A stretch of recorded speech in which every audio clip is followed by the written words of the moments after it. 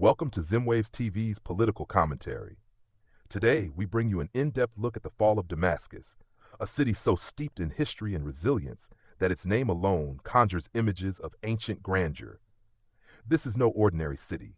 This is Damascus, the oldest continuously inhabited city in the world, a place that has stood tall through wars, invasions, and empires, but now finds itself in the hands of rebel forces. How did we get here?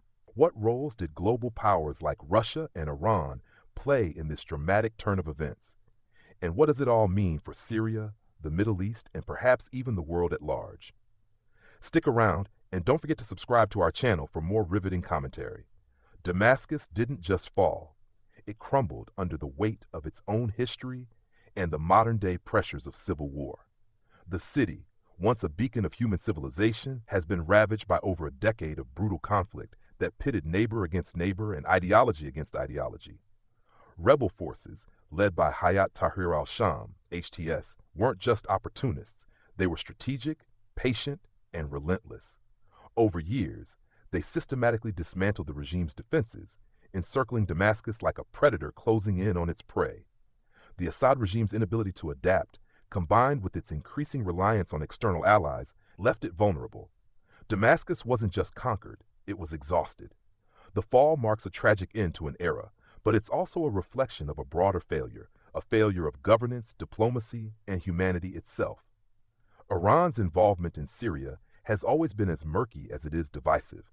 The Islamic Republic entered the fray with grand ambitions of expanding its influence in the region, presenting itself as a savior of the Assad regime. Yet instead of stabilizing Syria, Iran exacerbated existing tensions. By funneling money, weapons, and sectarian militias into the conflict, Iran played a significant role in alienating Syria's Sunni majority. Its actions, far from bringing peace, deepened divisions and fueled resentment. Tehran's approach to Damascus was less about partnership and more about possession, an attempt to turn the Syrian capital into a pawn in its larger geopolitical chess game. But chess is only fun when you're winning, and for Iran, the game has been anything but.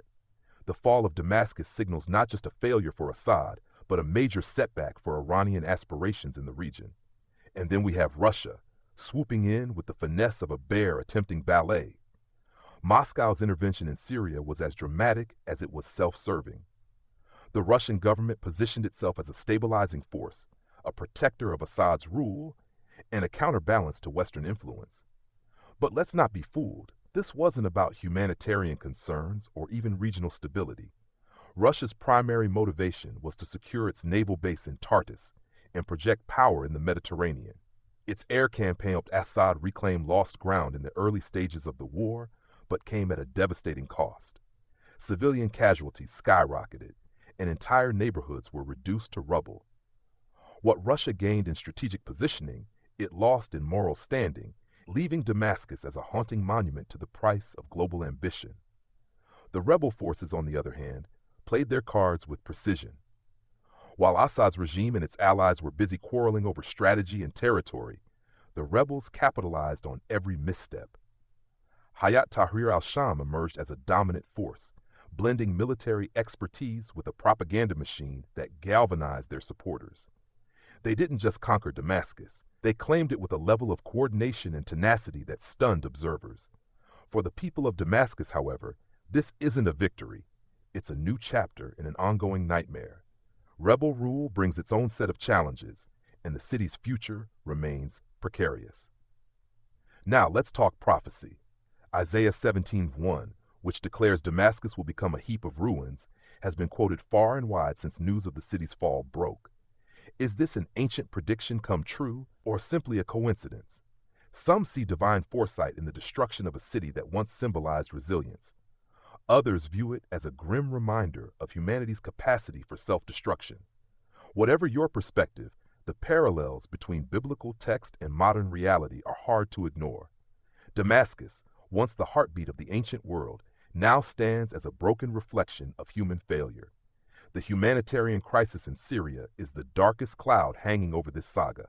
Millions have been displaced, their lives upended by a war that seems to have no end in sight.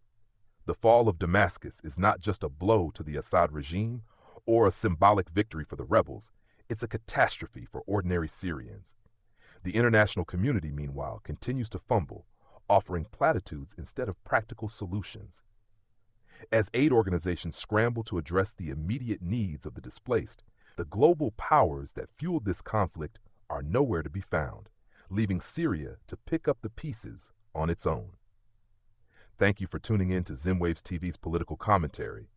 We hope this exploration of the fall of Damascus has shed light on the complexities of this tragic event. Don't forget to like, share, and subscribe to our channel for more in-depth analysis of the stories that shape our world. Until next time, let's hope for a future where cities like Damascus can rise from the ruins, stronger and more united than ever before.